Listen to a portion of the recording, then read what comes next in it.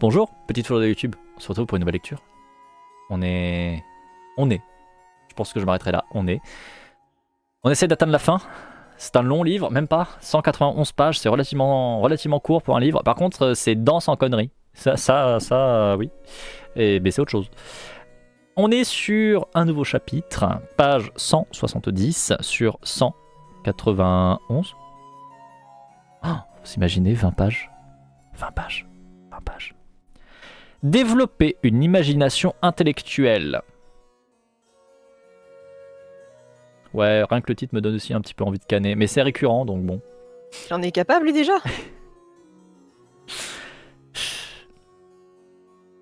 Non, mais...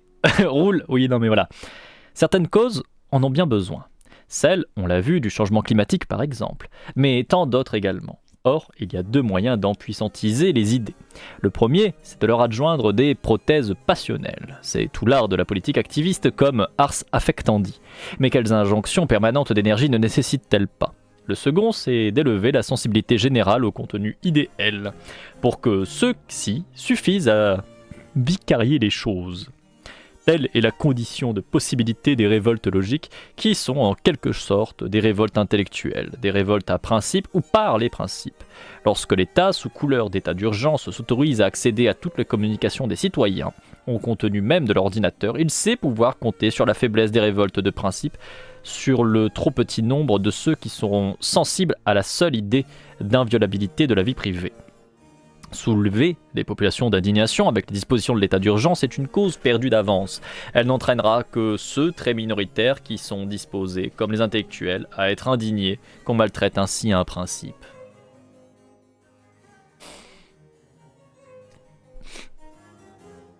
Est-ce que je vais vraiment revenir sur ce qu'il est en train de raconter ? Non, va à la fin du livre.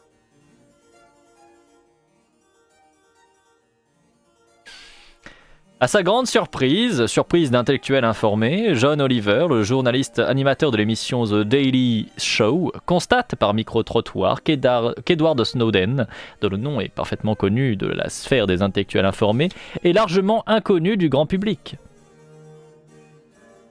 Ah bon ? Dans le chat, vous connaissez Edward Snowden ? On est d'accord que oui. PTDR, c'est qui ? Pardon. Non, tu sais pas qui c'est pour de vrai ? Mais si. Ah. Si.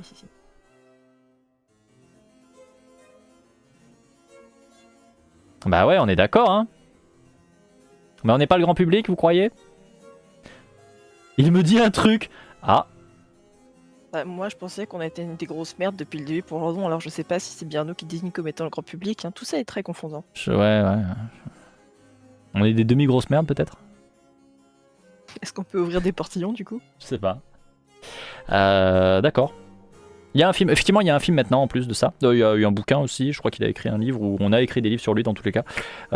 Pour ceux qui ne connaissent pas Edward Snowden, du coup, c'est un lanceur d'alerte qui a complètement éventé ce que faisait le gouvernement des États-Unis au niveau de l'espionnage, contre-espionnage, etc., sur ses propres citoyens, et ça s'est pas très bien passé.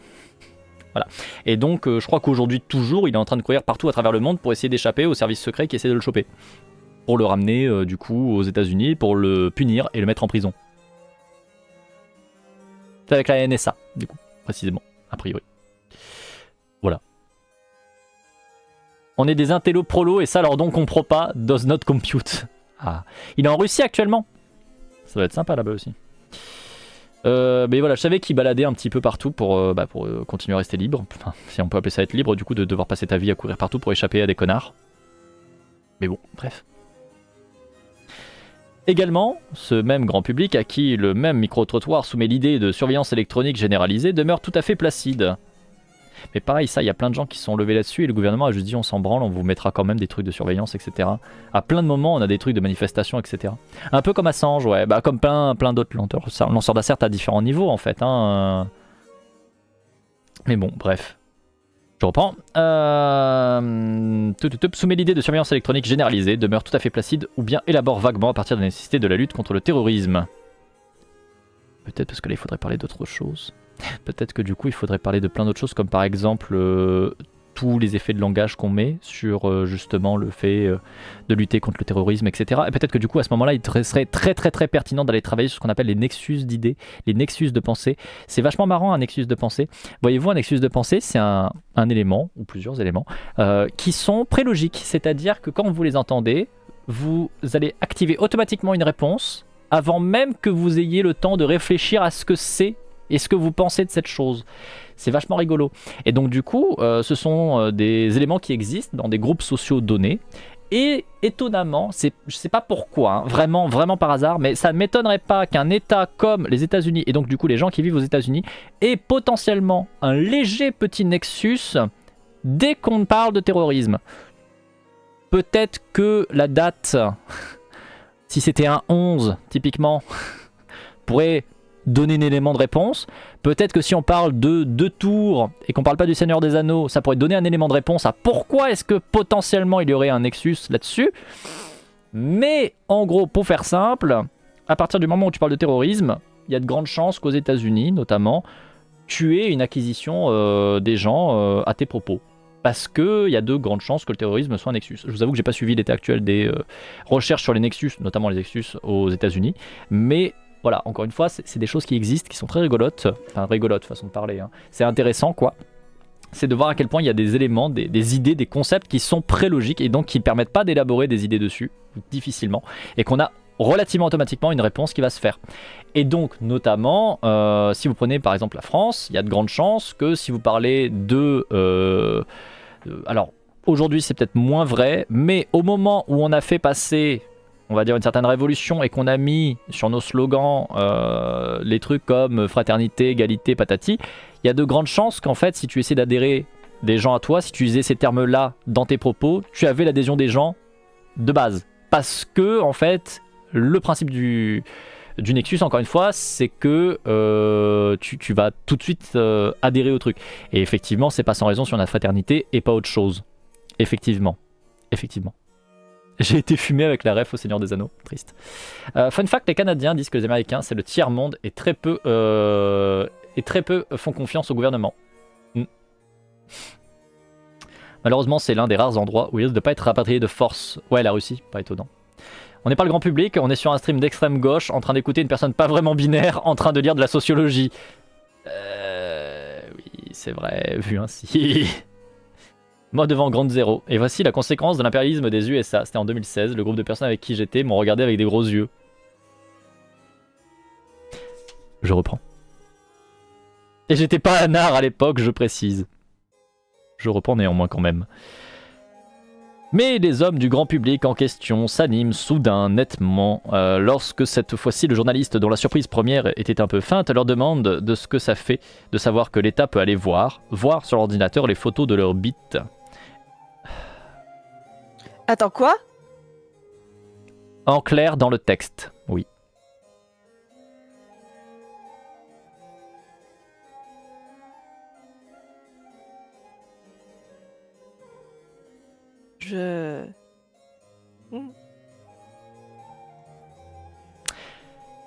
Effondrement immédiat des arguments de tolérance, des programmes de surveillance, scandale instantané à l'idée de l'intimité fouillée. Mais c'est là l'effet durement acquis de la stratégie activiste de l'Ars Affectandi.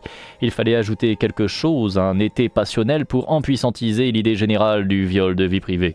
La révolte logique, la révolte intellectuelle, c'est celle qui n'a pas besoin de ses béquilles, de ses suppléments, qui n'a pas besoin d'agiter la perspective de leur bit à l'écran pour que les individus se scandalisent par la seule idée d'un principe bafoué.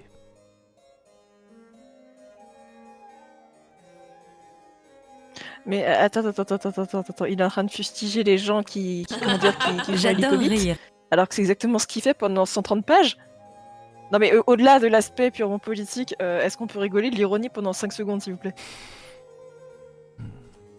Envie de Guillaume, fort.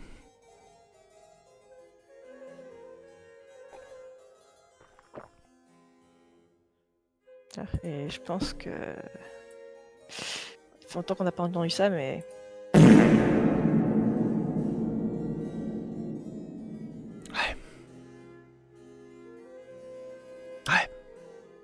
Alors si jamais, je vais me permettre de refaire un shootout. J'en ai fait un tout à l'heure, mais vous avez des gens qui font de la lecture de qualité. Typiquement, vous avez notre camarade Antipé. Hop. Si j'apprends à écrire, c'est mieux. Voilà. Qui fait de très bonnes lectures. Dans un autre registre de lecture, non pas politique, on va dire, non pas de vulgarisation, vous avez également notre camarade Glitch, qui fait des lectures beaucoup plus détentes, beaucoup plus calmes, notamment en ce moment de Good Omens. Je sais pas si tu continues ou pas au final, parce qu'il y a quand même des propos un peu... Hein, voilà. Mais, Alors, mais voilà. Oui. je te remercie pour cette. J'étais fort occupée, mais si, ça va reprendre, Ok. Là, faut juste que je trouve un temps, peut-être ce soir. Ok. Dans un autre registre toujours, vous avez également les lectures de notre camarade V. C'est mieux si j'écris bien. Chabrette. Hop. Qui fait des lectures horrifiques le dimanche soir. Il vous fait qu'une petite ambiance fort sympathique, puisqu'en même temps, généralement, vous avez Mascox qui fait du dessin, donc du dessin sur le thème horrifique. Donc voilà, si jamais vous aimez bien les lectures, mais que vous avez envie de choses bien, de choses de qualité, et non pas du lordon, vous avez déjà 3 chaînes que je viens de vous mettre qui sont de qualité. N'hésitez pas à aller mettre un follow, vous y serez mieux. C'est un moyen simple de faire réagir le public pendant une conférence, de parler de beats. Mais c'est pas le cœur du sujet. Mais apparemment, ça, Lordon, il ne l'a pas compris. Non. Bah non, parce que Lordon, en fait, il revient sur le même point. Pardon, vas-y. Non, excuse-moi. Lordon, en fait, il revient sur le même point toujours, c'est que les gens sont cons, les gens ne savent pas agir, donc il faut quelqu'un pour les faire agir dans le bon sens. Donc regarde, là, le journaliste, c'est cette personne qui est capable de motiver la population à aller dans un bon sens. Le sens de « Oh là là, c'est pas bien de venir dans notre vie privée ». Voilà. Encore une fois, Lordon sur 20. Je reprends et je continue. Il faut, une fois de plus, ramener tous ces termes, ces idées, ces principes, etc. à leur vrai statut dans la grammaire conceptuelle spinozienne. Je vais aller tuer une deuxième fois Spinoza. En vrai, le pauvre, il a rien demandé. Spinoza, il est canné depuis 3 plombes, et t'as l'autre con qui vient et qui dit tout et n'importe quoi en utilisant Spinoza, qui, si ça se trouve, est juste dans sa tombe en train de dire « Mais foutez-moi la paix, quoi ». Bref. N'a-t-on pas assez souligné que les idées, en tant qu'idées, étaient intrinsèquement impuissantes ? Si elles disposent de quelques pouvoirs d'affecter, c'est nécessairement qu'elles l'ont reçu du dehors, et notamment des liaisons d'images que met spontanément en branle l'automatisme concaténateur de l'ingénium, car les images, elles, nous affectent comme les choses qu'elles représentent.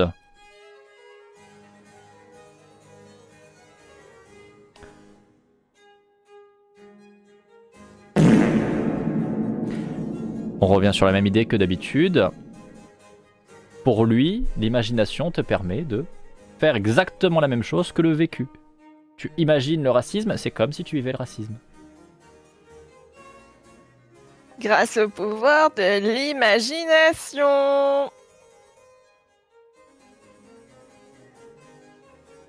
J'ai ri tout seul dans le bureau. Et ça, c'est encore meilleur. Oh putain. Ça me fume, hein. Bref, je continue. Les idées nous arrivent par des signes perçus par le corps, qui enchaîne alors ces images de choses selon son habitude. À propos de la surveillance, le discours hégémonique tente de façonner une habitude commune qui envoie aussitôt vers des images d'attentats, d'insécurité, de blessures, de morts. Il n'y a pas de contre-discours aussi fort en face pour instituer d'autres liaisons, à part un journaliste facétieux qui s'efforce de créer une nouvelle habitude en dirigeant les concaténations vers les images de bits.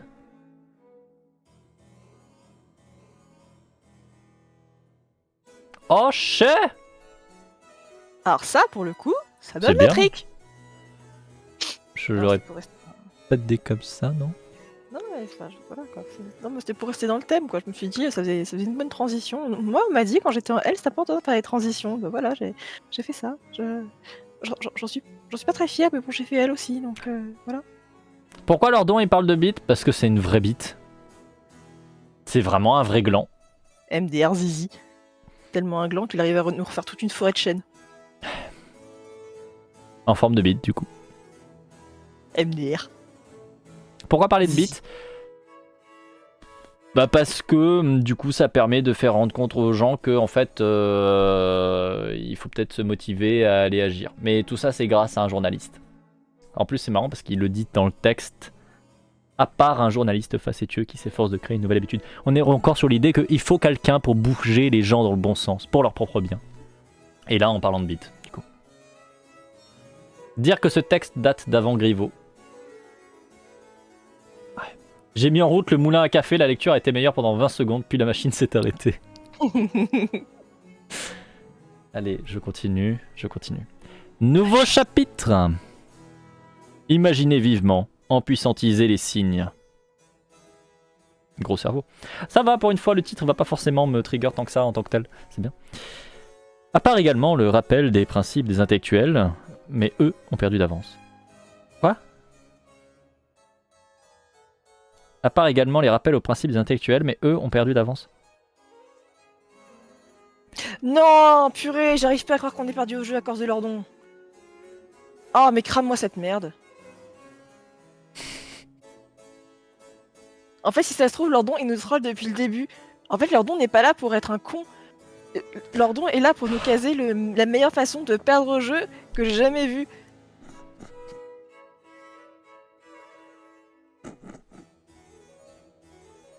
Alors, Fury Panda, fear not my child. Je peux t'éclairer.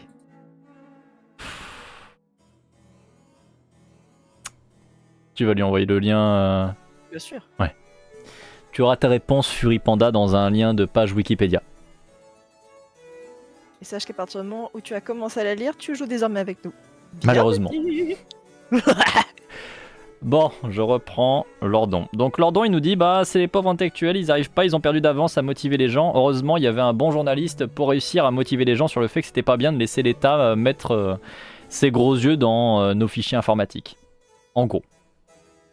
Créer des conditions de possibilité de révolte logique, c'est les remettre dans la course, ce qui est un bien en soi, non pas pour leur statut comme groupe social, mais comme perspective d'un plus haut degré de puissance pour le corps politique, en désignant la disposition intellectuelle comme une propriété à universaliser.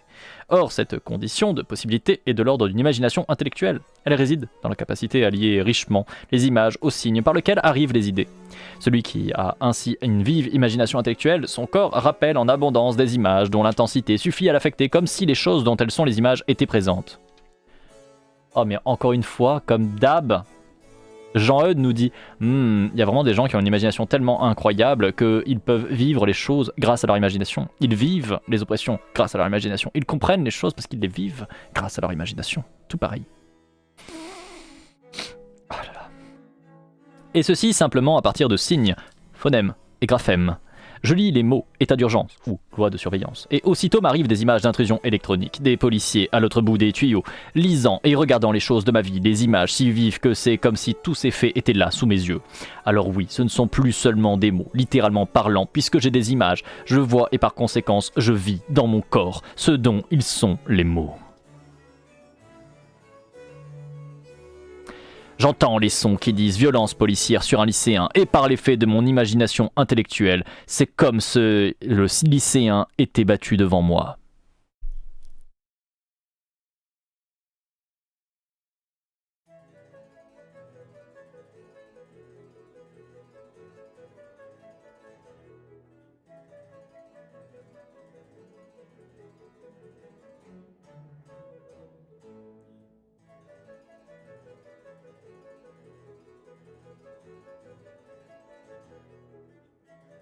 Je vais changer de musique.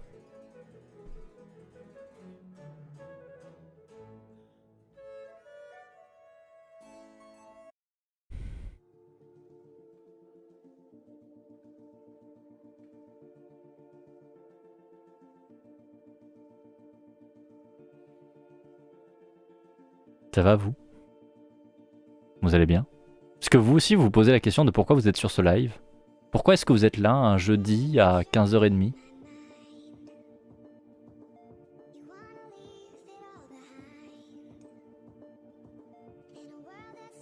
Je viens pour les streamereuses, c'est gentil, c'est bien aimable.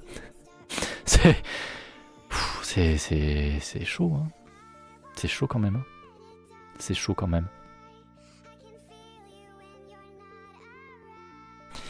Il prend des exemples extrêmes et violents pour faire oublier qu'il dit de la merde. On dirait qu'il bosse à CNews, c'est incroyable. Hein.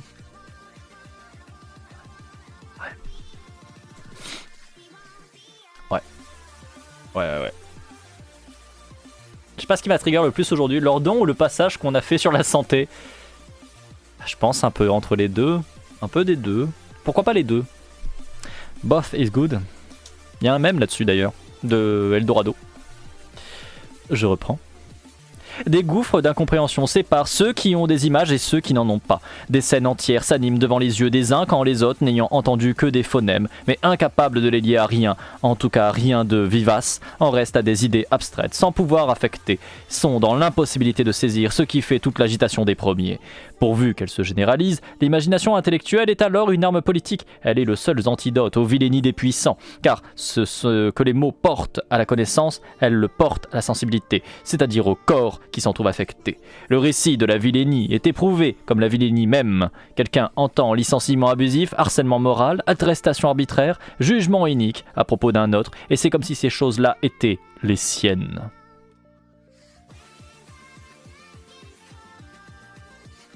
J'avoue que je passe un moment étrange, un magnifique mélange de cringe très fort et de bitchage de qualité. Ah bah... ouais.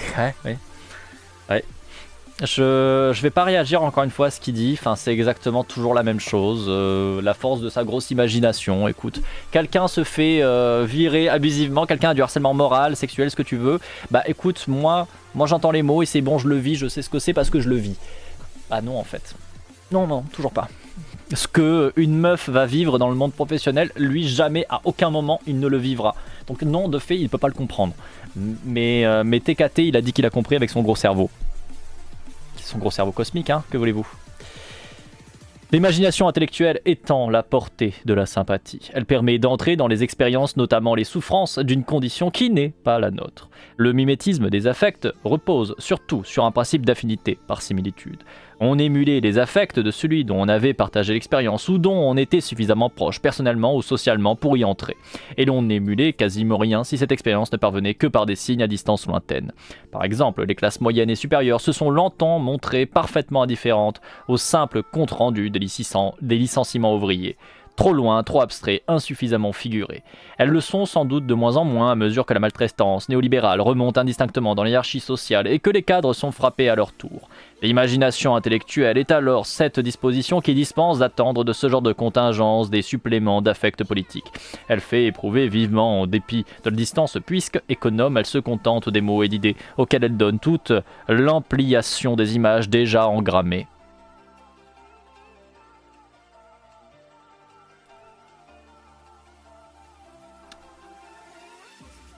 Ah non. Non. Juste non. Non. Vraiment le coup de pendant très longtemps, alors en fait, les ouvriers ils réagissaient pas trop.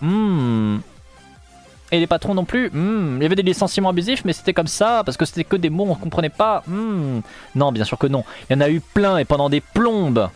Enfin, je sais pas, est-ce qu'on peut parler de toutes les révolutions qu'il y a eu à travers le monde, du fait même, et qui remontent à quand même pas mal de temps maintenant, qui remontent du fait même justement d'abus, encore et encore et encore sur les prolétaires, par exemple?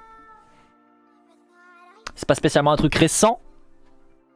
Des révoltes paysannes, il y en a eu pendant des siècles, qui se sont fait révolter pendant des siècles, par les petits rois, les petites reines, par leurs armées, etc.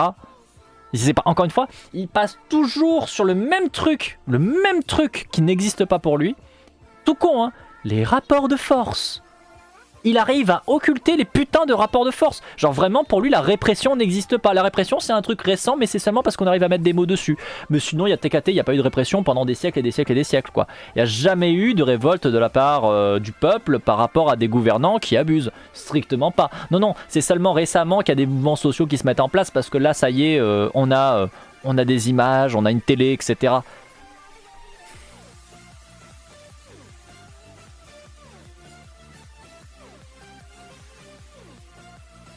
Ça me fume.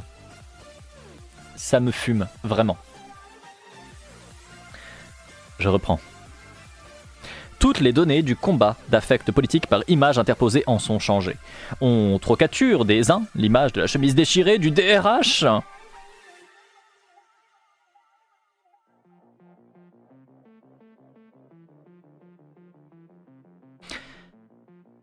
L'image de la chemise déchirée du DRH, mais rien de ce qui a précédé. Répondez l'effort des autres pour tenter de restaurer les images manquantes, pourvu que celles-ci soient disponibles, faute de quoi il fallait trouver les moyens auxiliaires de les recréer. L'imagination intellectuelle rend superflus ces efforts.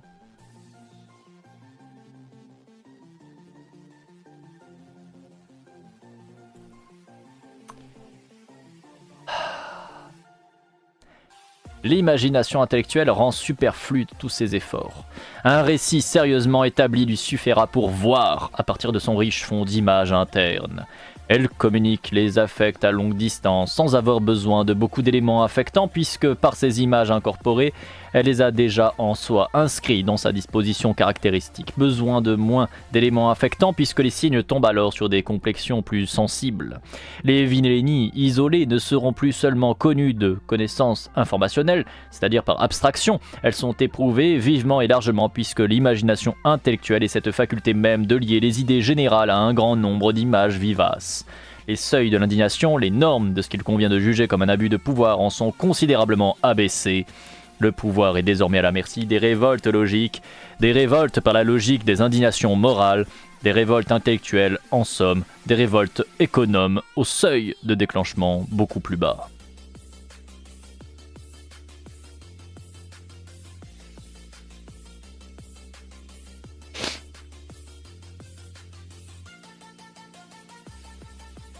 Non mais j'insiste, si vous voulez des lectures, allez chez quelqu'un d'autre.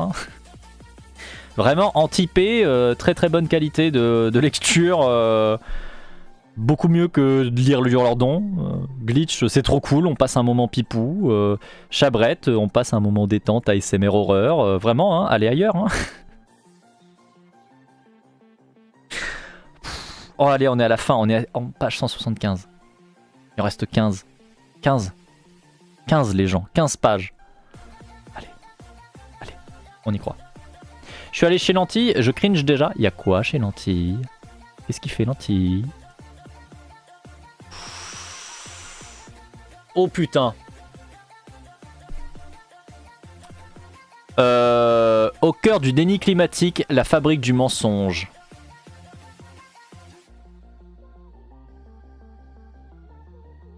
Ah. Ah. Ah. Certes.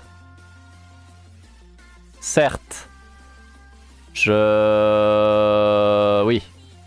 Certes. En effet. Ok. Du coup, on reprend. Nouveau chapitre. Un nouveau pli de l'Ingenium. Comme toute disposition cependant, celle de l'imagination intellectuelle demande à être formée. Ce pli que les intellectuels ont reçu de leur trajectoire, de leur univers social particulier, comment l'universaliser? Mais c'est marrant parce que là il nous dit, ah ben quand même, et dis donc, le gros cerveau des intellectuels, c'est quand même grâce à leur trajectoire de vie. Finalement c'est plus une condition intrinsèque à leur personne. Finalement, c'est peut-être aussi un petit peu dû parce qu'ils sont dans un bagage particulier social. C'est quand même marrant. Ça dépend en fait. Ça dépend quand c'est lui ou quand c'est des potes à lui. Là, c'est une condition intrinsèque. C'est parce qu'ils sont bons, parce qu'ils sont mieux, parce qu'ils sont intelligents. Bon, après, quand c'est des connards en face, bon, bah, c'est une condition sociale, TKT, voilà. Mais eux, c'est parce que c'est pas les bons. Bref. Je vais pas réagir plus que ça. C'est là une question pour une politique de l'éducation qui est, au sens spinoziste, une politique de la modification. L'un des enseignements centraux de la théorie des modes finis, en effet, c'est que le mode est modifiable. Serait-il incohérent? Un peu plus que d'habitude, un peu moins, finalement. C'est bien pourquoi, si l'on peut reconstituer un concept de nature humaine chez Spinoza, ce n'est certainement pas comme essence invariante, mais comme un ensemble indéfini de possibilités déployées à partir des mécanismes passionnels élémentaires, dont la combinatoire livre la série historique ouverte des actualisations de l'homme. Chaque homme, en sa complexion singulière, est une manière précise et déterminée de réaliser la nature humaine, et l'on peut n'entendre ici l'écho analogique du corollaire d'Éthique 1.25. Les choses particulières sont des modes par lesquels les attributs de Dieu s'expriment de manière précise et déterminée. La nature humaine est, en tant que telle, fondamentalement sous-déterminée et donc plastique. Les modes en général sont modifiables, mais le mode humain, tout particulièrement, à qui la complexité de son organisation corporelle confère une amplitude de modifiabilité sans pareil parmi les autres choses de l'univers.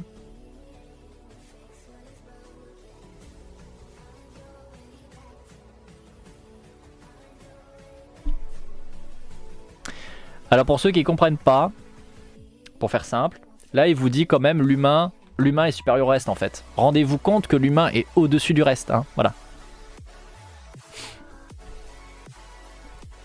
Non mais... Voilà. Voilà.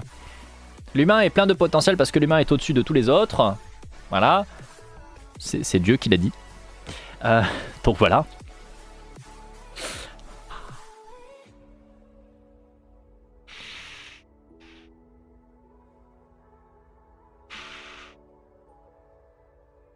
Je vais reprendre. Au demeurant, il faut distinguer deux manières d'être modifié. La forme faible de la modification consiste en l'effet même. Un effect, nous dit éthique 3, définition 3, est une affection qui fait varier la puissance d'agir du corps, et cette variation est bien en soi une modification. Une modification en un sens faible cependant, puisqu'elle est enregistrée à structure d'affectabilité à complexion invariante. La modification au sens fort, c'est celle qui touche l'ingenium lui-même. C'est non pas la modification par affect, et donc faisant jouer des affectivités données, mais la modification des affectivités elles-mêmes. Bien sûr, il y a toujours une affection et un affect au départ de la modification forte, mais une affection suffisamment intense pour laisser une trace structurante dans le corps, c'est-à-dire pour ajouter un pli nouveau à l'ingenium, qui n'est, rappelons-le, que la récapitulation des traces dans le corps a été marquée au fil de ses expériences. L'ingenium, en définitive, ça n'est rien d'autre que le corps tracé. Nouvelle trace ou nouveau pli si on s'autorise un écart au lexique spinozien, en tout cas nouvelle affectabilité. Et le mode est modifié au sens fort. Littéralement parlant, il réagit d'une nouvelle manière, il est par exemple devenu sensible à d'autres choses qui, le laissant indifférent, ou différemment sensible à des choses qui l'affectaient autrement. Envie de rattraper mes heures de sommeil, profite, vas-y, dystopique, fuis, va dormir. Va faire quelque chose de bien de ta vie. Va faire quelque chose d'utile. Tout est plus utile qu'écouter du Spinoza et du Lordon qui cite Spinoza à balle. Oh. Bon, là, il revient sur Spinoza, again. Il nous dit qu'une vraie modification, c'est une modification des émotions, et qu'une fois que tu es modifié au niveau de tes émotions, tu vas modifier tes réactions derrière. Bon, d'accord, oui, si tu veux. En soi, c'est pas forcément fondamentalement faux. L'imagination intellectuelle est ainsi un nouveau pli de l'ingenium, un nouveau pli à faire entrer dans la structure de l'ingenium. Si l'imagination intellectuelle est la capacité à lier des images à des signes représentatifs des choses, qui sont d'ailleurs eux-mêmes des images mais d'un certain type d'image-signe, alors il n'y a rien d'autre à en dire en toute généralité qu'une telle habitude concaténatrice ne se contracte que par l'exercice même des liaisons primaires répétées, élargies. Répétées pour que les traces des affections imagées s'impriment durablement dans les corps et qu'il développe sa mémoire imaginative concaténatrice. Élargie pour que les ensembles des choses liées s'étendent ainsi loin que possible. Si bien que l'apparition de signes, on verra vif et on verra vaste. Peut-être la lecture est-elle le prototype du développement de l'imagination intellectuelle. On dit, non sans raison, qu'elle est propice aux rêveries, que ce sont ces rêveries de lecture, en effet, sinon des défilés d'images liées entre elles et aux mots, des chaînes d'images tirées à partir des images-mots. Si ça se continue, il va ressusciter Spinoza avec de l'ADN de grenouille et ouvrir Spinoza Park.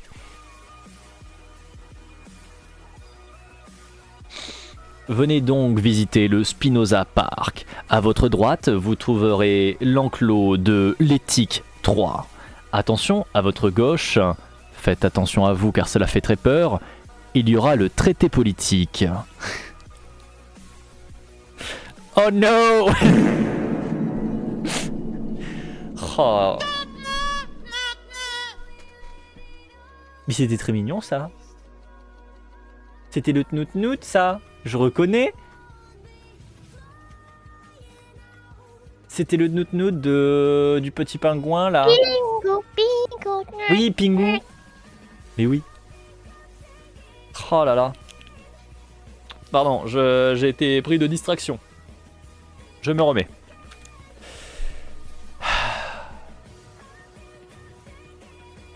Je ne sais plus où j'en étais. Mon cerveau qui commence à dire Quoi? Allons mon Adelph, fais un effort. C'était où? On était où? C'est bon, j'ai retrouvé. Ah oui, il disait c'est très bien d'avoir des livres. Les livres, ça fait imaginer les choses. Les livres, c'est ce qui va développer votre imagination. Allez lire, bande de gueux. Voilà, concrètement, c'était un peu ça son paragraphe juste avant. J'ai retrouvé. Ça a commencé? Oui. Pour que la répétition qui fait les plis, les traces ait lieu, encore faut-il que les images primaires soient montrées ensemble pour qu'elles soient liées. Mais qui, dans une société, contrôle la monstration des images? Les médias, dont on sait ce qu'ils représentent aux deux sens du mot. Pour quelques troués qui, à l'image d'Orwell, tentent par exemple... Évidemment, il cite Orwell. Putain.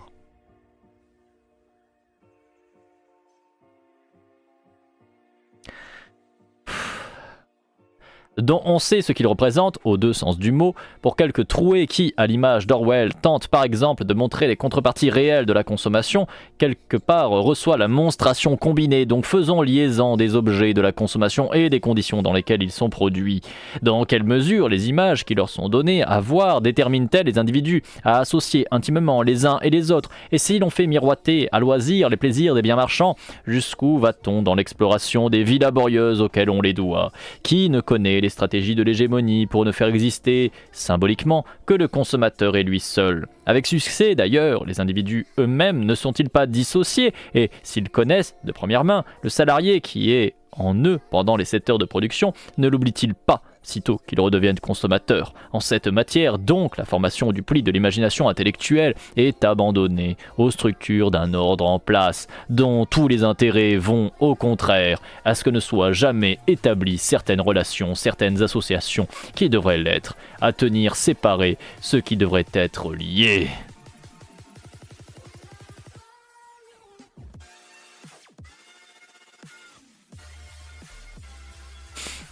Allez, on lit sans rien commenter, à la fin tu brûles le livre dans une poubelle en métal. J'ai pas de poubelle en métal, mais bon. Je pense que je vais quand même un peu carburer, on va rouler un petit peu.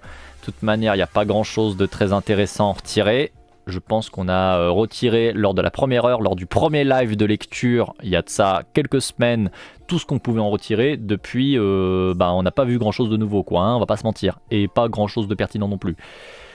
Pourquoi une phrase aussi longue pour dire ça? Parce que Jean-Michel Gros-Cerveau regarde comme je suis trop intelligent. Littéralement, tout son bouquin et tout ce qu'il fait en général ne sert qu'à faire ça. Puis si t'as trop de mots et trop long, tu vas pas tout comprendre et tu vas pas essayer de tout suivre. Et donc du coup, tu vas juste dire vous êtes impressionnant, monsieur Lordon. Voilà. Rencontre le Lordon chaud de ta région. Non. Non. Pitié, non. Sauf si Lordon chaud de ta région, ça veut dire un Lordon sur un bûcher. Mais c'est le seul cas où ok. Mais vraiment le seul cas où c'est ok. Je reprends. A plus forte raison, si l'on revient à la lecture comme pratique type de ce pli, n'apparaît-il pas que l'imagination intellectuelle, son degré de développement dans les individus et dans la société, est en réalité un index du degré de puissance du corps politique tout entier? Si les individus sont nombreux ou peu nombreux à pouvoir lier ensemble beaucoup ou peu de choses différentes, c'est la démonstration en acte, dans la philosophie de l'immanence, il n'y en a pas d'autre, de ce que peut le corps politique. À la manière dont la multitude qui forme ce corps s'auto-affecte, il s'ensuit que les individus qui la composent ont pris tel ou tel degré le pli de l'imagination intellectuelle et que leur esprit ont développé à tel ou tel degré l'aptitude à percevoir plus de choses à la fois. Éthique 2, 13, Scully.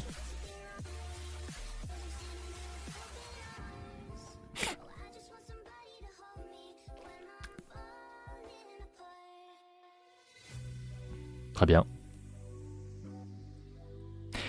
Comme tout corps, le corps politique ne fait jamais et rigoureusement que ce qu'il peut.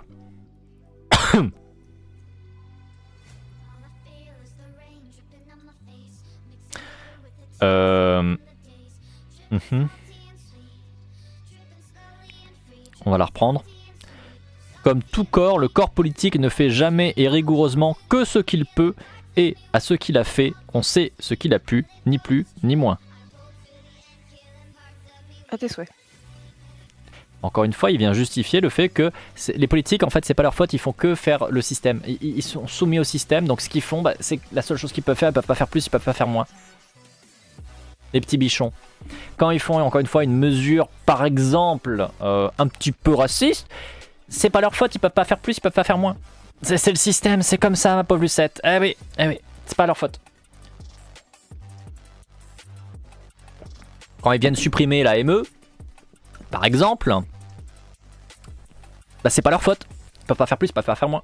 C'est comme ça. Les pauvres bichons. C'est à cause de leur position. Ouais. Socialement, ils sont obligés de faire ça. C'est la fonction qui veut ça.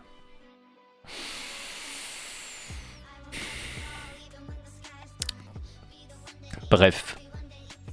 Je ne vais rien dire et continuer. Si, en longue période, ces auto-affections ont inscrit en ses membres le pli de l'imagination intellectuelle, on le sait à ce que le pouvoir peut se permettre et ce qu'il ne peut plus. L'imagination intellectuelle est cette disposition même qui, abaissant les seuils effectifs de l'intolérable par la perception plus claire et plus vive du lien des choses, par la plus grande intensité des indignations de principe, évite qu'il faille aller aux abus extrêmes de pouvoir pour que la multitude, alors rendue folle de rage, se soulève. Et que les conditions mêmes de ce soulèvement, extrémité des méfaits de pouvoir, extrémité par conséquent de la colère, ne le vouent au déchaînement incontrôlable des violences et des contre-violences. Si elles ne peuvent prétendre à s'extraire du régime de la servitude passionnelle, l'imagination intellectuelle, comme sensibilité aux signes, comme perception puissamment imagée des choses repliées dans les signes, n'en est pas moins un pas dans la direction de la vie sous la conduite de la raison. Elle est la garantie d'indignation froide, parce qu'à déclenchement précoce, propre d'ailleurs à tenir le pouvoir en respect, à lui faire sérieusement réviser à la baisse les désirs d'abuser. Si, comme le dit Spinoza, la vie des hommes ensemble n'a pas d'autre fin que la paix et la liberté, le développement de l'imagination intellectuelle n'en est-il pas le moins mauvais gage ?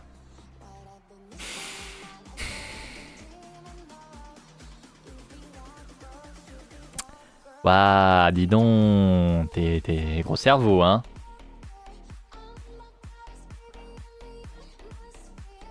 Oh, je vois la suite.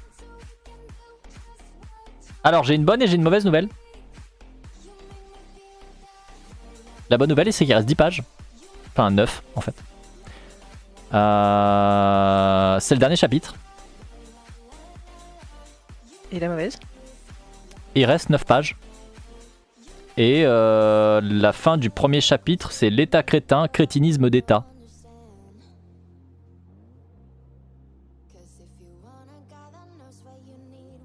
C'était trop raffiné pour mon cerveau primitif, désolé.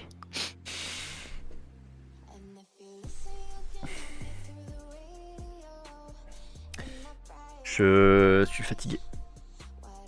Mais c'est la fin. La fin. Et on est à combien de temps? On est à 42 minutes sur l'enregistrement. Allez, vas-y, ça passe. On peut le faire. Ça va être le plus gros concentré de bêtises pour finir. Ah bah là, je vous avoue que déjà la fin du chapitre d'avant là, c'est quand même rigolo parce qu'en gros, il nous dit il faut quand même qu'on se révolte, mais pas trop, mais il faut qu'on se révolte en fait intellectuellement. Donc en fait, il faut qu'on se révolte en faisant des discours qui font peur. En gros, on est sur, il faut réformer les choses, mais il faut pas trop changer les choses quand même. Il y a des gens au pouvoir qui sont quand même pas bien, mais en fait, il faudrait pas trop les changer non plus. Donc en fait, il faut leur faire peur, mais il faut leur faire peur en leur faisant les gros yeux, mais pas beaucoup plus. Ah ouais. Bah merci hein. Moi je vais faire les gros yeux à Macron et tout de suite il va faire oh mon dieu il m'a fait les gros yeux, je peux plus bouger. Ça j'ai chez un Pokémon.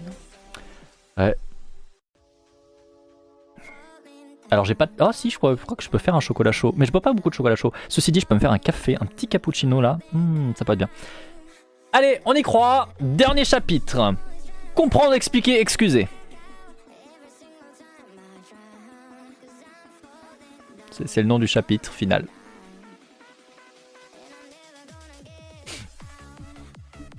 Maintenant vous en avez chié à lire mes propos. Désolé. Je me suis rendu compte que j'ai lu ça sous un état second. Paf, tu m'as dit ça?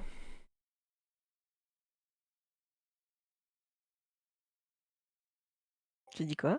Alors je prends juste ce qu'on m'a dit. Ah, sinon, la chanson? Je peux la faire sinon, hein, Non, mais j'ai trouvé un truc. Très bien, ok. Je fais Ben, confiance à Felletier.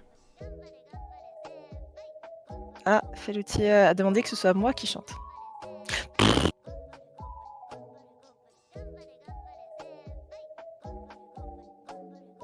C'est quoi cette musique?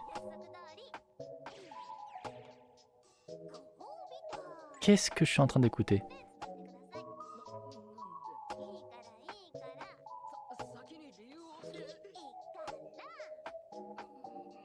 Mais qu'est-ce que c'est que ce bordel?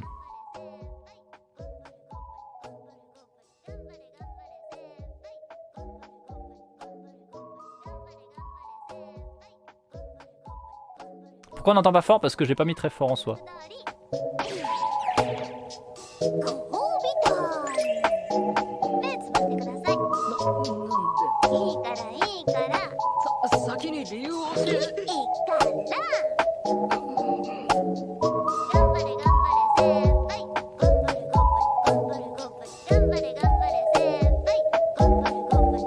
Le manga est Red Flag? Ah.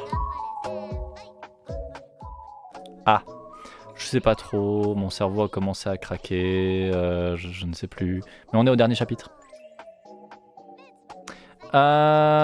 C'est quoi ta musique d'alerte chez Glitch, Fred? S'il te plaît.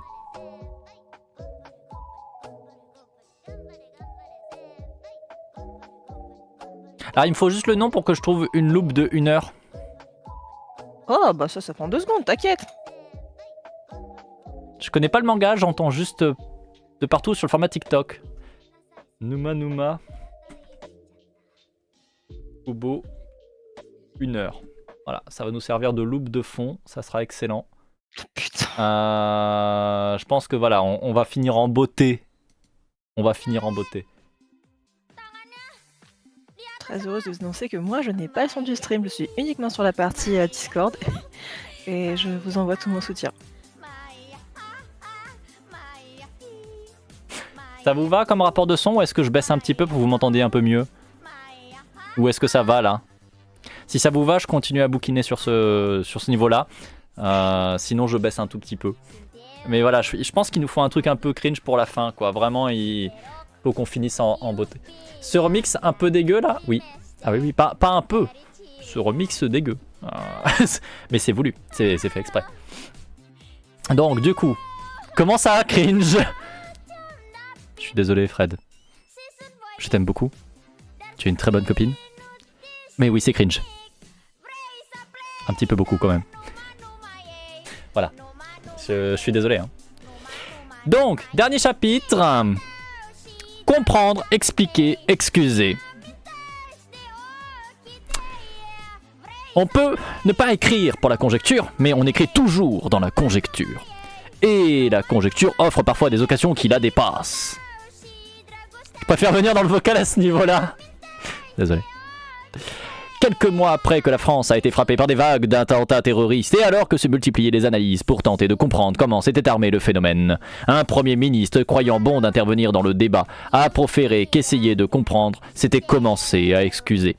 On connaissait déjà la large gamme des qualificatifs qui permettent de décliner péjorativement l'État. L'État voyou, l'État mafieux, l'État failli, l'État policier, etc. Voici donc un nouveau terme à ajouter maintenant à la série.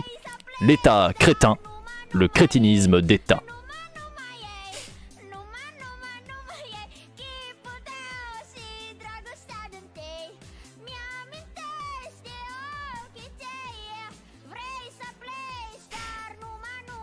Encore une grosse connerie de Lordon. Bah oui, non mais qu'est-ce que vous voulez? C'est le chapitre final.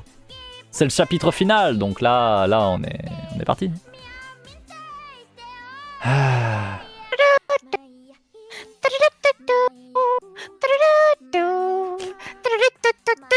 On va mettre Final Countdown, c'est ça? Faites ce que vous voulez. Hein. Je propose une New... Ah, allez, tiens, ouais, une New Non 4, un truc bien dégueulasse. Bon, déjà, ça, c'était pas mal dégueulasse, mais...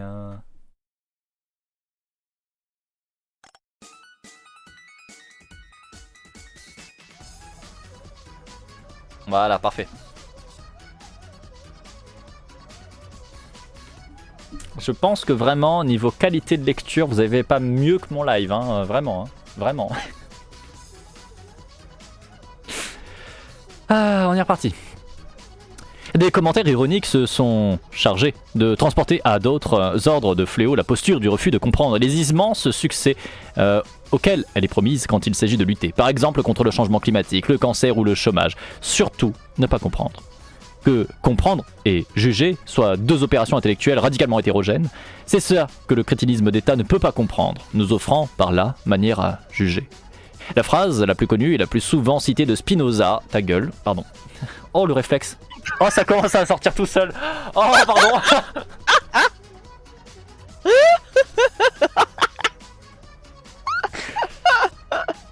Page 182, ça y est, c'est le moment où j'ai craqué. C'est fini. Je vois Spinoza. Tout de suite, je dis ta gueule, quoi. Genre, tout de suite. Oh, bordel. Ah non, non, j'ai passé le cap, là.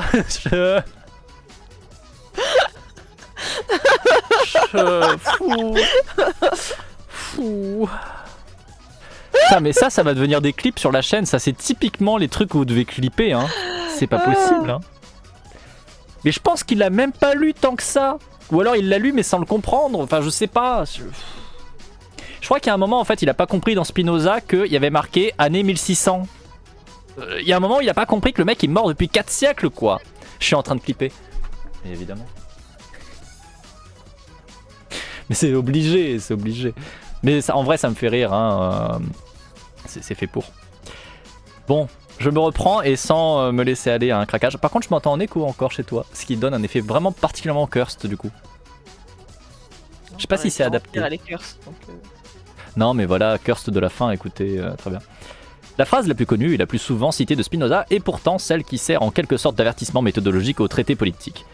J'ai tâché de ne pas rire des actions des hommes, de ne pas les déplorer, encore moins de les maudire, mais seulement de les comprendre.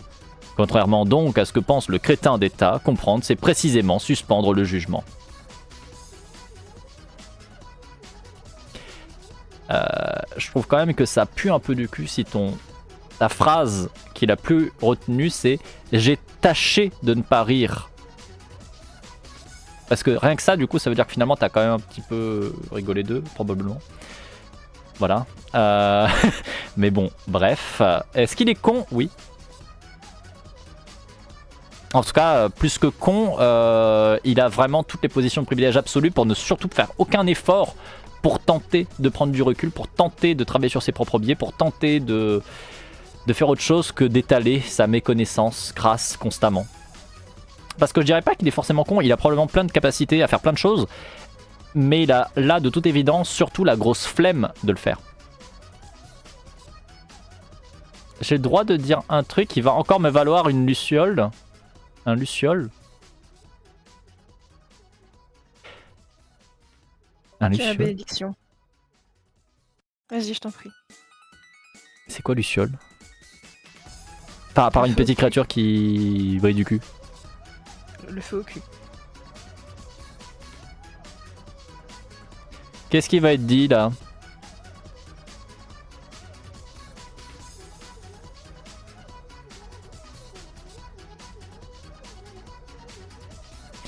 Depuis le début je me disais qu'il était juste cynique mais là il est juste débile. Bah, je dirais pas débile parce qu'encore une fois si on part sur des choses comme ça en fait sur le fait qu'il serait un crétin, qu'il serait un débile, on fait exactement la même chose que lui il est en train de faire. Et c'est un peu bête pour le coup. Donc non, il est pas débile. Il est juste un mec ultra aisé, ultra privilégié, qui n'a absolument aucune nécessité à devoir se remettre en question, à devoir travailler ce qu'il raconte, à devoir travailler ce qu'il dit. Il est juste dans une position de privilège à tellement tous les niveaux qu'il peut étaler une incompétence crasse. Et c'est pas la même chose qu'être débile, parce qu'en plus débile c'est un terme qui est pas exceptionnel, effectivement comme le rattrape Nils. C'est pas sans raison que moi ça me gêne, hein. C'est pas exceptionnel en fait d'utiliser ça parce que ça va avec une histoire psychiatrique, voilà, comme exactement ce qu'entend dire Solaris. Et donc vraiment c'est pas exceptionnel, voilà. Donc il vaut mieux pas dire qu'il est débile parce que de toute façon c'est pas l'histoire. Si vous essayez de dire il est bête, il manque d'intelligence ou je ne sais quoi, c'est pas le propos. C'est pas ça le propos. Il est pas quelqu'un qui est bête.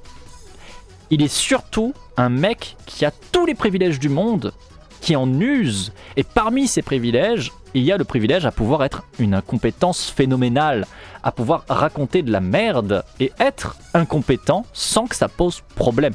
C'est en ça qu'il est médiocre. C'est en ça que moi je le dis et je le répète régulièrement, il est médiocre. Le sens du mot médiocre, ça veut dire que vous êtes moyen. Vous n'êtes pas particulièrement mauvais, vous n'êtes pas particulièrement bien. Médiocre, c'est vraiment le sens de t'es dans la norme, pile poil au milieu. Et c'est ce qu'il est. Par rapport aux hommes blancs, privilégiés, hétéros, cis, valides, etc., il est juste un mec parmi d'autres mecs.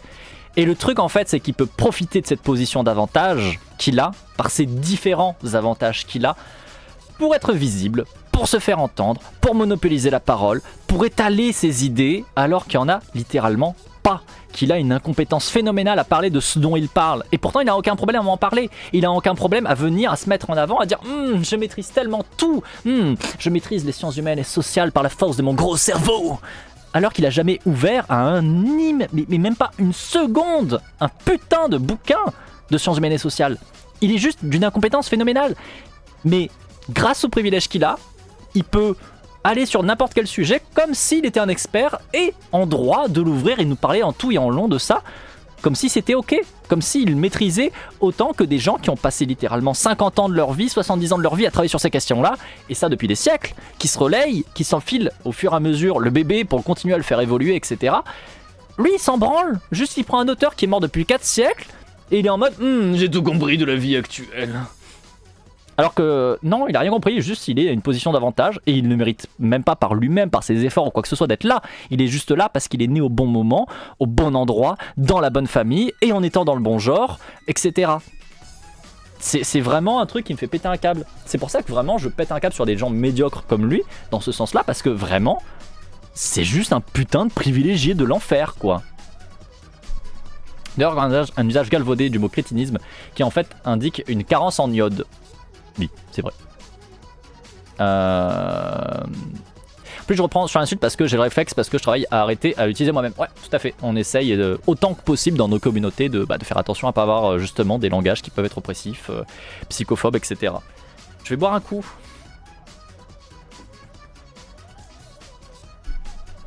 Puis on va essayer de finir ce foutu chapitre. C'est le dernier, on est sur la fin, on y croit.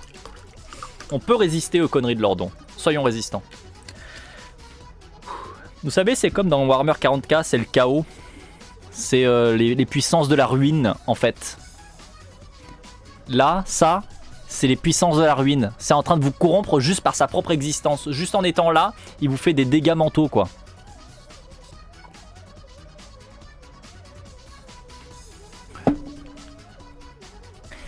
On est reparti. Le jugement moral. Mais le jugement judiciaire peut-il, lui, rester indéfiniment suspendu?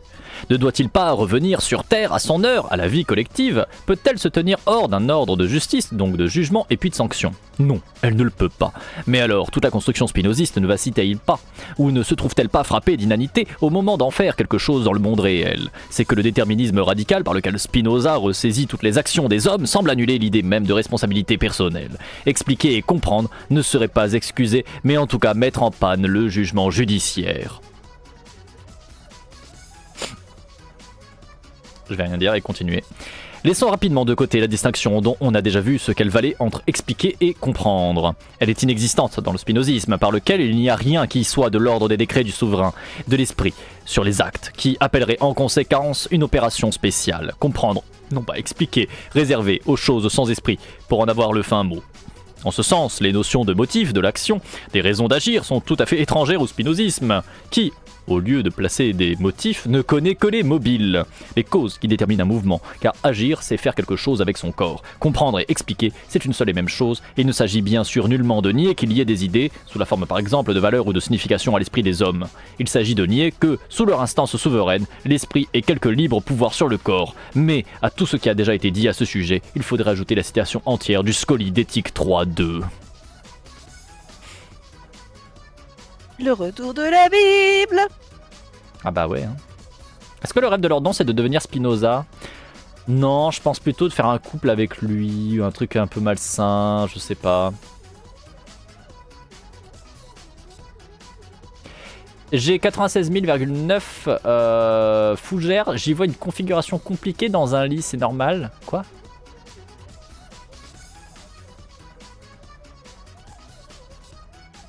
Quoi?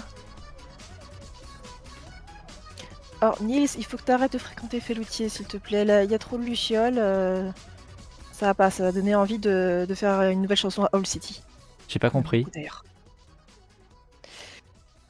Je t'expliquerai quand tu seras grande.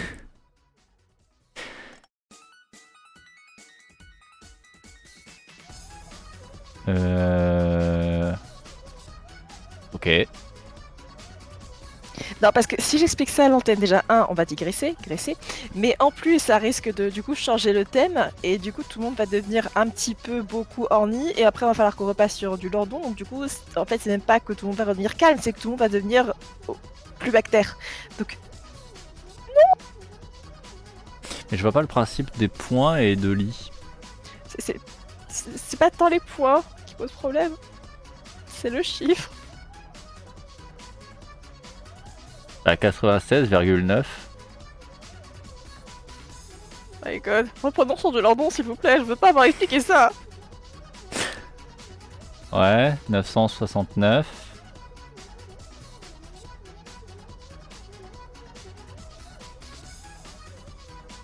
Alors je sais qu'il y a un truc avec le 69 et le Q, mais je sais pas ce que c'est, je sais plus ce que c'est. On discutera ça en antenne, par pitié, faites. D'accord, parfait. Je mets Lordon, j'en peux plus là. D'accord. Bon, je vois que j'ai pas compris, mais que j'ai compris. Enfin, donc 69 c'est par rapport au Q, donc il y a une idée avec. Mais je vois pas pourquoi le 969. Bref. On m'expliquera une autre fois. Cependant, le gros de la question est d'ailleurs comprendre, expliquer ne conduit-il pas nécessairement à disculper, puisque la ressaisie de l'acte comme produit de l'enchaînement déterministe des causes et des effets semble annuler de fait toute part de la responsabilité personnelle. Notre code pénal l'entend bien ainsi, lorsqu'il soustrait la responsabilité de l'accusé dont il serait établi qu'il a été sous l'emprise d'un trouble psychique ayant aboli son discernement ou le contrôle de ses actes. Pourquoi n'est-il pas responsable? Parce qu'il n'est plus un sujet. Pourquoi n'est-il plus un sujet? Parce qu'il a cessé de jouir du libre arbitre qui le constituait comme tel. Je vais pas réagir au texte. Je vais juste continuer le paragraphe. J'ai rien dit. Mais j'ai un peu envie de lui casser sa tête. Le 69 et le 9, la personne Ace qui aime servir de table. Pourquoi est-ce qu'on parle de table maintenant? Bon, alors, les gens dans le chat, vous rendez ça pire, et dites-vous que les petites fougères de YouTube vont encore se dire encore plus, mais en mode, qu'est-ce qui se passe dans ce putain de live? Bah, techniquement, les fougères de YouTube voient exactement le chat, donc voient tout ce qui est dit. Certes, mais nous, tu vois, on est en direct, tu vois, on peut réagir à Ouais. chaud, les gens sur YouTube, ils sont en mode... Eh, J'aime pas comprendre les choses. Ça m'agace. je veux bien t'expliquer, et je vais t'expliquer à l'écrit dans ce cas-là, ça va être plus simple. Oui, je veux bien, je veux une réponse. Je veux savoir un jour. Oui, je t'envoie un truc aussi que je comptais t'envoyer uniquement à la fin du live, mais ne t'en fais pas. Voilà, et je t'envoie un autre truc du coup qui est l'explication. D'accord, je regarderai ça après le live du coup, on est d'accord. Je regarde pas ça Alors, maintenant, sinon je fais une digression, tout ça. Alors attends, je vais te mettre en spoiler ce que tu ne devais pas voir à la fin. De toute façon, là je pense qu'on a bien digressé, Classé. Voilà. Shit, l'image qui se met pas en spoiler, bon c'est pas grave. Bon, je te laisse faire tes manipulations, je reprends. Ouais. Oui mais voilà, de cette exception, l'anthologie spinoziste du mode fini humain fait la règle, non pas tous fous, mais tous intégralement déterminés. Bref. Les meilleurs correspondants de Spinoza, dévoués comme Eldenberg, fermés comme Blienberg, mais pauvre personne, c'est quoi ce nom? Se précipite directement sur la difficulté. Que reste-t-il de la vertu personnelle, de la morale publique et de la possibilité même d'un ordre social si cette philosophie nous déclare tous irresponsables? On se doute que Spinoza, penseur de la persévérance dans l'être des corps politiques, n'a pas manqué de voir le problème, bien sûr. dont il livre la solution d'une brutale simplicité en 3 lignes fulgurantes, servie à Oldenburg qui y revenait. La raison pour laquelle je ne voudrais pas que cette nécessité fatale de toute chose fût admise par le vulgaire, c'est la crainte que j'ai que la vertu n'ait à en souffrir et que les récompenses et les peines ne perdent toute valeur. Il est facile à tous de dire en effet, inéluctable est ta puissance, ô Dieu. Je dois donc être excusé de ne pas avoir agi autrement. On ne dira probablement pas de manière plus ramassée la grande inquiétude que fait immanquablement naître la pensée du déterminisme, la terreur même de l'impossibilité d'un monde humain. Spinoza ne contourne pas le problème, il le perfore en reprenant à son compte les termes mêmes pour les porter jusqu'à un point où s'avère leur inanité. C'est excuser qui fait peur? Parfait, admettons sans détour que cette pensée est un déterminisme excuse tout et tout le monde. Et après, un cheval n'est-il pas excusable d'être cheval et non homme? Commence-t-il? Il a été déterminé à être cheval, on doit donc l'excuser d'être ce qu'il n'avait pas le choix de ne pas être. Si l'on veut, concède-t-on. Mais il s'agit non pas d'excuses des chevaux, mais de celles des hommes. Ici, Spinoza se tient avec la dernière conséquence à son naturalisme, qui n'est pas autre chose que l'affirmation intransigeante du déterminisme universel lui-même, de ce que l'homme ne peut revendiquer aucune exception ontologique. Il n'est pas un empire dans un empire, et que, très généralement, l'enchaînement des causes et des effets s'applique à lui comme à n'importe quelle autre chose de l'univers. Il n'y aura donc pas, en tout cas à ce niveau de discussion, niveau de statut ontologique des êtres, de distinction pertinente entre l'homme et le cheval. Alors Spinoza enchaîne, qui devient enragé par la morsure d'un chien doit être excusé à la vérité. Et c'est vrai. On n'est pas responsable d'avoir été mordu, donc pas davantage des actes qui s'en sont suivis. C'est à ce moment que le coup final est porté. Qui devient enragé par la morsure d'un chien doit être excusé à la vérité, et cependant on a le droit de l'étrangler. Pardon ?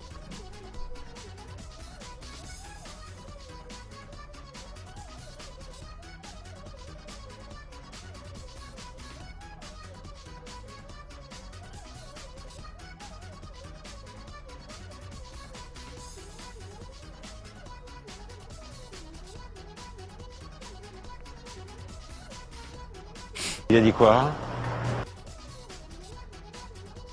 4 pages. Il reste 4 pages et on a fini. Voilà, à partir de là, c'est clair que c'est n'importe quoi.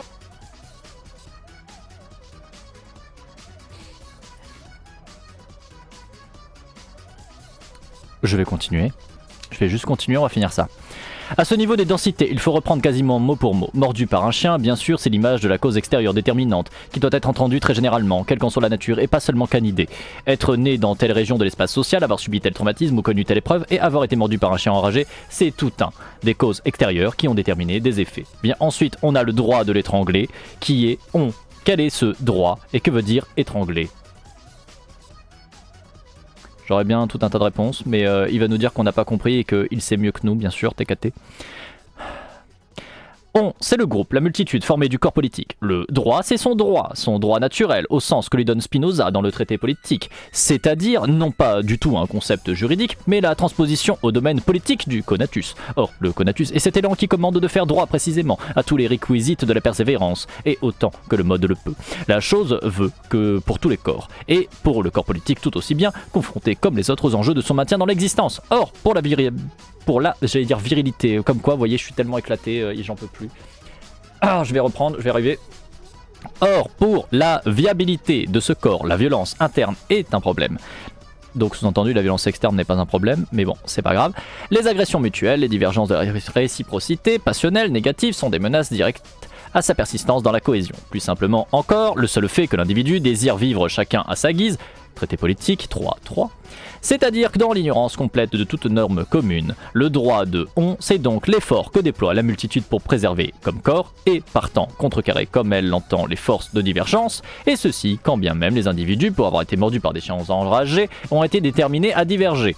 En réalité, tout ceci est très simple, car on ne voit absolument pas en quoi le fait que les individus aient ainsi été déterminés empêcherait le groupe engagé dans l'effort de sa persévérance de s'opposer à leur tendance. Il faut s'être laissé entièrement prendre dans la grammaire du libre arbitre et de la responsabilité comme seul motif valable de sanction pour rester stupéfait devant des menées centrifuges déterminées. Si de telles menées menacent l'existence du groupe, on les arrête et c'est point.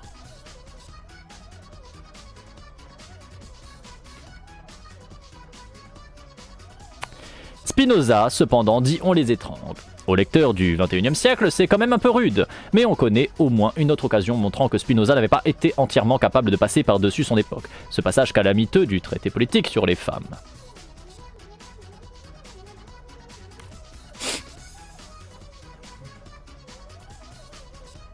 Ah, on va lire un truc bien. Alexandre Materon, avec sa virtuosité coutumière, s'est lancé dans une entreprise de réinterprétation sophistiquée pour sauver cet article du traité politique, qui fait évidemment une impression passablement désastreuse aux lecteurs d'aujourd'hui. Alexandre Materon, femme et serviteur dans la démocratie spinoziste, par un argument dont je confesse qu'il n'a rien de rationnel, je dois reconnaître que pour une fois, je n'ai pas très envie de le suivre sur ce terrain-là. Il m'a toujours semblé qu'il y avait quelque chose de libérateur à découvrir qu'un philosophe qu'on trouve immense et qui éclaire la vie et la pensée n'en était pas moins faillible, et peut-être qu'on ne l'aime que mieux en lui laissant ses quelques failles.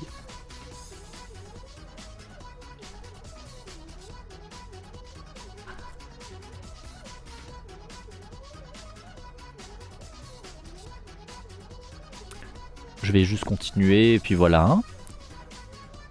Une charité élémentaire de lecture à distance dans le temps ne doit-elle pas conduire à prendre l'étranglement comme un élément sans doute passablement discutable, mais en réalité offert à une réappropriation contemporaine?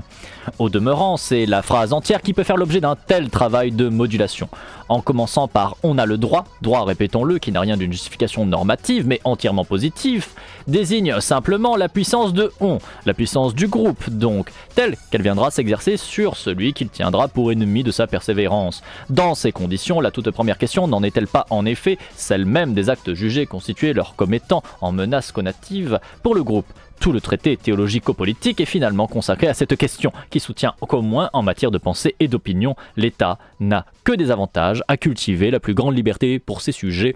Par conséquent, qu'une pensée et une opinion ne peuvent en aucun cas être tenues pour des attentats à sa persévérance. On ne le sait que trop, tous les États n'en sont pas là. Ils le devraient pourtant, incohérent, retour d'un devoir d'être, alors qu'on prétendait en avoir fini avec toute cette normativité. La question ne se pose qu'à ceux qui pensaient que Spinoza avait définitivement quitté le terrain. Il n'en est évidemment rien, à ceci près, tout de même que la normativité de Spinoza est immanente. C'est la normativité du conatus qui tend vers plus de puissance, et dont le plus de puissance, le plus authentique, est celui des affects affectifs. Actifs.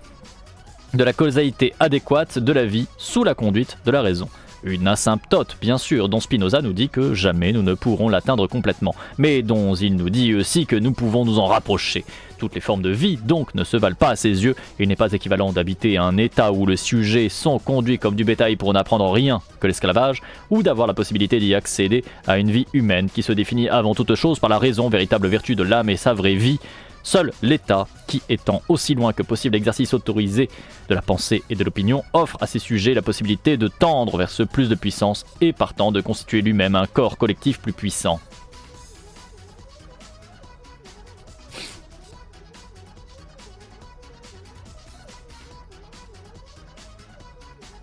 Si ta collègue écoute un jour ce qu'on est en train de faire, je sais pas si elle va rigoler.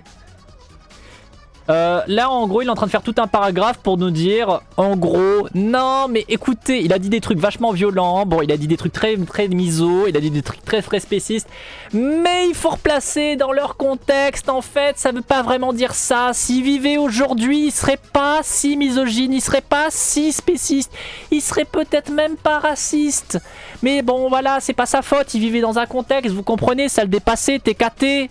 Oui Spinoza. Attends, il a dit quoi là? C'est ok d'hierarchiser les gens. Ouais, à peu près, ouais. Mais du coup, il dit non, mais voilà, il faut comprendre en fait. Bah, c'était une autre époque. Et après, voilà, il a dit non, mais bon, écoutez, j'aime Spinoza. Au moins, vous avez vu, il a une petite faille, donc ça lui donne un petit côté charmant. Vous voyez, c'est comme ce mec qui bat sa meuf, ça lui donne une petite faille, ça lui donne un côté un peu charmant. Finalement, je l'aime bien quand même.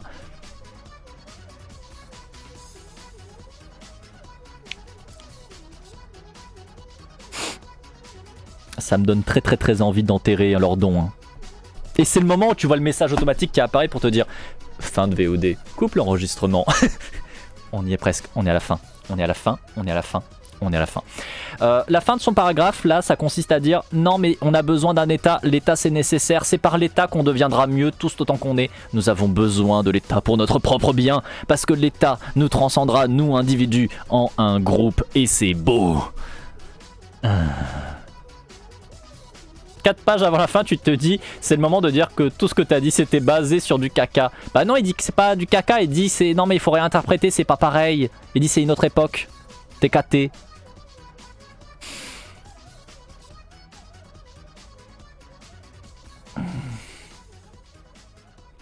Je reprends, nous sommes page 188. Eh, regardez, on est là. Ça finit là. Ça finit là. On y est presque. On y est presque, on y est presque. Allez, chaud. L'État signale donc son degré de puissance à la manière de cultiver la liberté. Symétriquement, il signale sa faiblesse en étendant frénétiquement le champ des actes qu'il juge attentatoires à sa viabilité même. État débile. Oh. Qui se sait confusément tel et le laisser transpirer en prohibant de plus en plus les choses qu'il avoue par là craindre. L'état d'urgence qui interdit les manifestations, c'est par excellence l'état débile. Je vous jure que je vais aller le cramer, mais lui, pas le livre. Ainsi, le droit de « on a le droit » ne fait rien d'autre que donner l'exacte mesure de la puissance de « on », de la même manière que ce qu'il entend par « étranglement ». On indique en creux à quel degré il a compris l'idée de modification. Degré nul lorsque l'étranglement est pris littéralement. La peine de mort supprime, elle ne modifie pas. Or, si l'homme est un mode modifiable, il doit pouvoir être modifié pour ce qui se passe par sa rage. C'est sa rage qui est à étrangler et pas lui. Sa rage qui était elle-même une modification antécédente, à laquelle il faut appliquer une modification contraire. On sait donc ce que on peut, d'abord au crible par lequel il déclare les enragés, ensuite au traitement qu'il leur réserve. En réalité, on le savait déjà au simple fait qu'il y ait des enragés et combien. Ce n'est pas à dire là, comme le donne une grossière caricature antisociologique, d'ailleurs très prisée dans les sphères du crétinisme d'État, que c'est toujours la société qui est coupable. Dans la formation des plis de l'Ingenium enragés, il y a possiblement eu l'effet d'expérience idiosyncratique. Il n'est pas moins certain cependant que toute chose égale par ailleurs, et notamment ses déterminations idiosyncratiques, les mœurs et les institutions que on s'est données par le constant travail d'auto-affection de la multitude, prennent leur part importante dans la conformation des ingénia individuels. Spinoza ne cesse d'insister, en réalité tout le traité politique est consacré à cette question, sur la qualité des institutions comme seul garant d'une vie collective dont il faudrait être fou pour abandonner l'harmonie au seul travail des vertus individuelles. Telles les institutions et telles les ingénia, en moyenne bien sûr, c'est-à-dire compte non tenu des variations idiosyncratiques. De même que les vices des sujets, leur licence excessive et leur insoumission doivent être imputées à la cité. De même en revanche, leur vertu et leur constante observation des lois doivent être attribuées avant tout à la vertu et au droit absolu de la cité. Travaux politiques, traité politique, pardon. 5.3. Aussi, la prolifération des enragés devrait-elle en tout premier lieu un motif pour l'État de s'interroger sur lui-même. État, ici, c'est la cité entière. Certains États hébergent de telles aberrations qu'ils contribuent très directement à former leurs propres enragés. Ainsi, par exemple, de l'État qui entretient un culte de la violence, laisse les citoyens s'armer sans limite ou presque et s'étonne ensuite des tueries de masse à répétition. Mais ici, le chien, c'est lui. À quel degré d'impuissance ne tombe pas un tel corps politique dont les institutions préparent symboliquement, psychologiquement et matériellement à violer les lois que, d'une autre part, il proclame fondamentales, comme ne pas tuer. Et c'est comme s'il travaillait à sa propre perte. Pourvu qu'il soit relu adéquatement, les chiens qui mordent, les mordus et le droit, on a de les étrangler, indiquent en 3 lignes la sortie de la fausse antinomie entre déterminisme et ordre judiciaire. Il fallait s'être englué soi-même dans les idées du libre arbitre, ne laissant plus de solution à la question de la sanction justifiée que la responsabilité subjective pour s'enfermer dans un problème qui n'existe pas. On peut très bien imputer un acte hors de la responsabilité puis en tirer les conséquences que la société jugera bonnes, indiquant par là elle-même au passage où elle est dans son développement de puissance. L'agentivité, qui offre un robuste critère d'imputation, philosophiquement bien plus économe que la responsabilité, permet alors de tenir ensemble, comprendre, ne pas maudire et juger judiciairement. Juger par imputation non à un sujet mais à un agent, et comprendre parce qu'il y a un intérêt à le faire, l'intérêt du corps politique même qui devrait s'aviser de savoir ce qui se passe réellement en son sein par analogie avec le corps humain, dont la puissance s'indexe sur la capacité de son esprit à se rendre conscient de soi, conscient de Dieu et des choses. Mais comprendre, Il y a des hommes de pouvoir qui, pensant régner par la crainte et la croyance, n'en ont aucun désir pour leur sujet. Et à force de cultiver les institutions de la servitude, à force d'en être imprégnés à leur tour, n'en ont pas davantage pour eux-mêmes. Mais cela, dit Spinoza, provoque le rire et le dégoût. Et c'est la fin.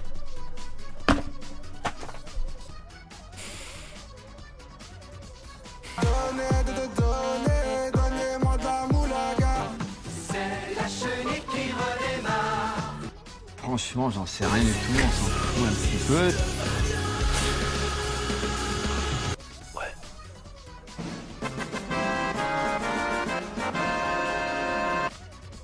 Ouais.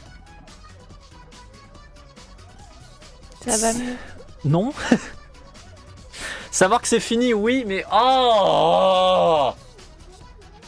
Voilà.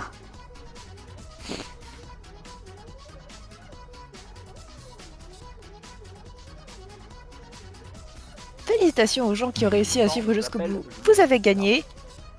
Rien du tout, vous avez juste perdu l'espérance de vie. Salut. Oui, je vais enlever Nyan Cat. Oh, mais qu'est-ce que j'en pense? C'est de la bouse.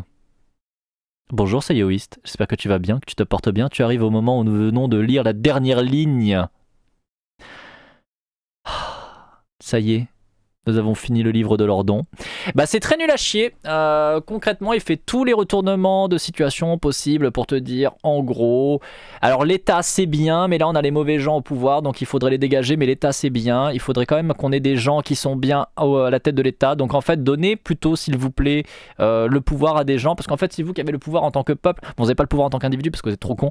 Donc en fait, donnez votre pouvoir à quelqu'un. Voilà, donnez votre pouvoir à quelqu'un qui est méritant, quelqu'un de gauche qui pensera pour votre bien et qui fera les choses pour votre bien, qui est plus intelligent, et puis comme ça, une fois à la tête de l'État, bah, il pourra vous protéger, prendre soin de vos intérêts et écouter. Bon, vous imposer des trucs aussi, parce que des fois il faut quand même vous imposer des trucs, mais vous verrez, ça vous fera du bien, ça sera bien pour vous. Gardez l'État, soyez pas anarchiste, remettez pas trop en question les choses, voilà. Oui, c'est vrai que je peux mettre une petite musique d'ambiance, tiens, ça sera ça. Petite synthwave. C'était nul. C'était mal écrit, c'était de la merde, mal pensé, faux factuellement à plus d'une reprise, extrêmement mal sourcé, complètement éclaté au sol, extrêmement classiste, raciste, misogyne, clairement. C'est totalement dans l'angle réformiste conservateur qu'on peut trouver à gauche. Rien de nouveau sous le soleil, extrêmement nul à chier, quoi. Juste extrêmement nul à chier. Est-ce qu'il y a des gens qui ont autre chose à dire avant que je coupe la VOD?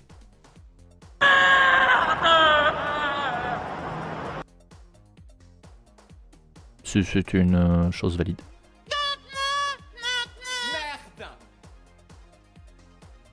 Merde. Qu'il aille se faire foutre. Ouais, mais pas par moi, hein, ni par aucun de vous, j'espère. On mérite mieux que ça, hein, quand même. Mais enfin, ça ne peut pas être sourcé, toutes les idées sortent de son gros cerveau de celui de Spinoza, oui. Ah ouais, non, vraiment... C'était pas exceptionnel du tout, hein. Écoutez, cette dernière VOD fait 1h22, je pense qu'on va la conclure là-dessus. Donc bravo à toi, petite foulure de YouTube, si tu as réussi à tenir jusqu'au bout, jusque-là. Voilà. Bravo. Bravo. Ouais, bravo. Mais ouais, non, c'était pas fou. 10 bisous, petite fourche de YouTube. À tantôt.